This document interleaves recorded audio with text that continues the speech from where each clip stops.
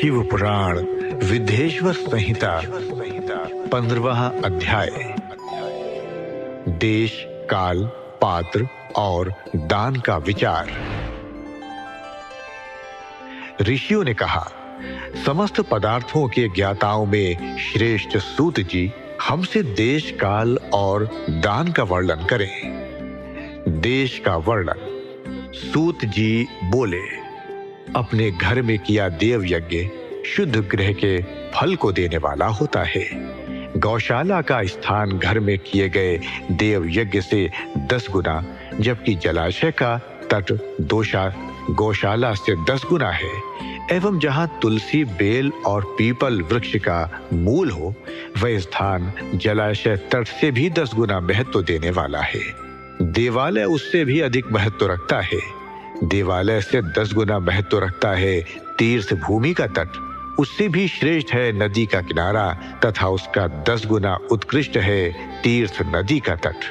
इससे भी अधिक महत्व रखने वाला है सप्त गंगा का तट, जिसमें गंगा, गोदावरी, कावेरी, ताम्रपर्णी, सिंधु, सरयू और रेवा नदियां आती हैं।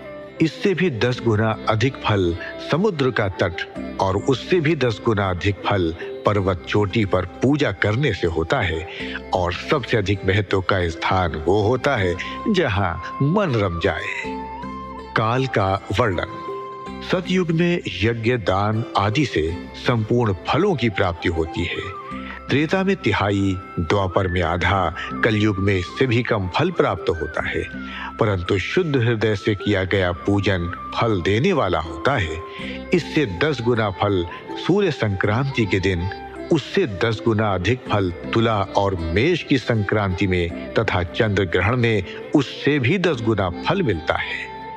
सूर्य ग्रहण में उससे भी 10 गुना अधिक फल प्राप्त होता है। महापुरुषों के साथ में वह काल करोड़ों सूर्य ग्रहण के समान पावन है, ऐसा ज्ञानी पुरुष मानते हैं। पात्र वर्णन।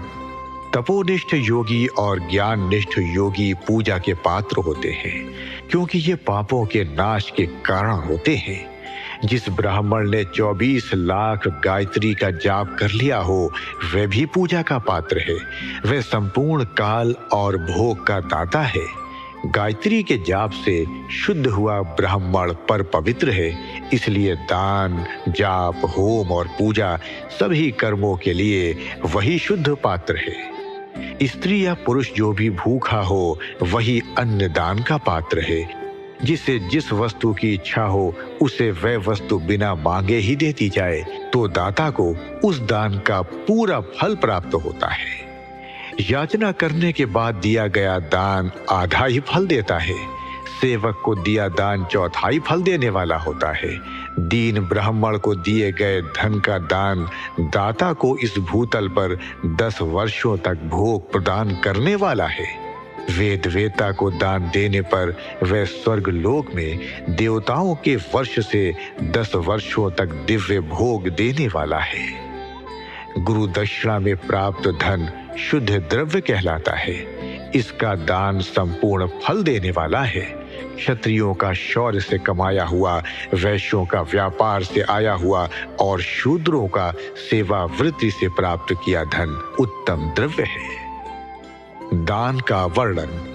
गो, भूमि, तिल, सुवर्ण, घी, वस्त्र, धान्य, गुड़, चांदी, नमक, कोहड़ा और कन्या नामक 12 वस्तुओं का दान करना चाहिए। गोदान से सभी पापों का निवारण होता है और पुण्य कर्मों की पुष्टि होती है।